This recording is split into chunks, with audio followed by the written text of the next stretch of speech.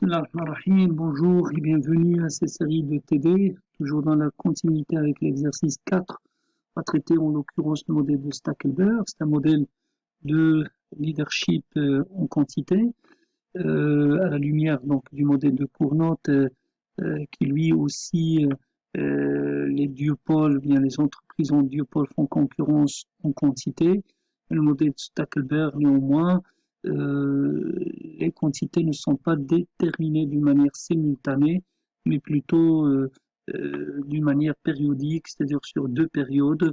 Le modèle de Cournot, on l'appelle donc un modèle conjectural puisque les entreprises se font concurrence sur la base des conjectures, donc d'une manière intuitive, par des anticipations également. Dans le modèle de Stackelberg, ce n'est pas le cas.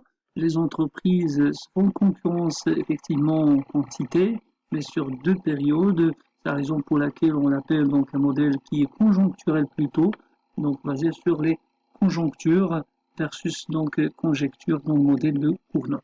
Alors, étant donné les fonctions de réaction des deux firmes, donc on voyait ici, on aura donc affaire à deux formes d'entreprise, une entreprise qui est leader et une entreprise qui est follower, donc un leader et un suiveur. Donc une entreprise qui est pilote et une autre entreprise qui est satellite. Alors dans cet exercice-là, nous avons deux quantités, donc la quantité 1, 25 moins 1, 4, 1, 4 Q2, et Q2 est égal à 100 sur 3 moins 1 tiers Q1. Donc, il s'agit tout simplement des fonctions de réaction des entreprises 1 et 2 respectivement. Puis, nous avons la demande inverse avec P est égal 100 moins Q. Q représente donc justement la quantité de marché. Donc, les hypothèses que la firme 1 représente le leader et la firme 2 représente le suiveur, sachant que la fonction du coût total est égale à CT1 est égal 100 plus Q1 au carré et CT2 est égal 400 plus 1 tiers, 1 deuxième, pardon, 1 demi Q2 au carré. Donc H2, le leader connaît donc la fonction de réaction du follower, sinon on dit que le modèle de Stackelberg n'est pas stable. L'information est parfaite. Pour rappel, donc l'information parfaite même dans le modèle de Bertrand, justement on parlait de paradoxe de Bertrand, pardon. Alors dans cet exercice, on vous demande de maximiser le profit des deux entreprises. Donc le profit revient donc à cette équation de recette totale moins au coût total. Donc recette totale pour prix multiplié par la quantité justement d'entreprise 1, l'entreprise donc pilote, moins le coût total donc de cette entreprise pilote. Donc nous avons ici 100 moins Q, puisqu'on parle bien sûr de la quantité de marché. On a remplacé bien sûr P par la demande inverse, donc c'est 100 moins Q, Q pour la quantité de marché, multiplié par notre Q1, moins CT1, on va la remplacer bien sûr par sa fonction de coût, c'est-à-dire 100 plus Q1 au carré. Donc on va continuer bien sûr à calculer, on va trouver donc que 100 moins Q1 plus 100 sur 3 moins 1 tiers Q1, le tout multiplié par Q1 moins 100 plus Q1 au carré. Donc bien sûr ici on va uniformiser donc le dénominateur. Nous aurons donc enfin 200 sur 3 moins 2 sur 3 Q1 multiplié par Q1 moins toujours donc les 100 plus le Q1 au carré.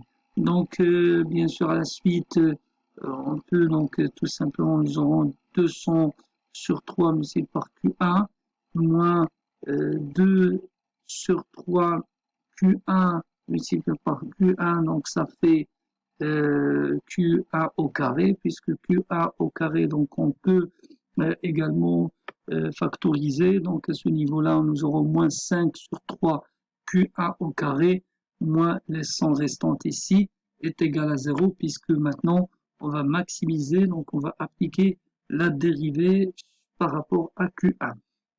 Donc, en appliquant la dérivée, nous aurons 200 sur 3, puisque Q1, on va donc la dérivée, puis moins 5 sur 3 Q1 au carré, donc 2, on va la renvoyer ici, donc nous aurons 2, multiplié par 5 sur 3, donc ça fait 10 sur 3 Q1, et puisqu'on s'intéresse bien sûr à Q1, donc voilà, puisqu'on s'intéresse à Q1, nous aurons donc 200 sur 10, puisque 3 avec 3, donc nous aurons 200 est égal à 10 multiplié par Q1, donc ça fait 200 sur 10 est égal à Q1, 200 sur 10, ça fait 20, donc Q1 est égal à 20. Maintenant, bien sûr, puisqu'on a déterminé la quantité de l'entreprise pilote, il ne reste que, c'est-à-dire de remplacer au niveau de la quantité 2, c'est-à-dire de l'entreprise donc satellite. Donc nous aurons 100 sur 3 moins 1 sur 3 multiplié par 20, ça fait 20 sur 3. Donc moins 100 moins 20, ça fait 80. 80 sur 3, ça fait 26,67.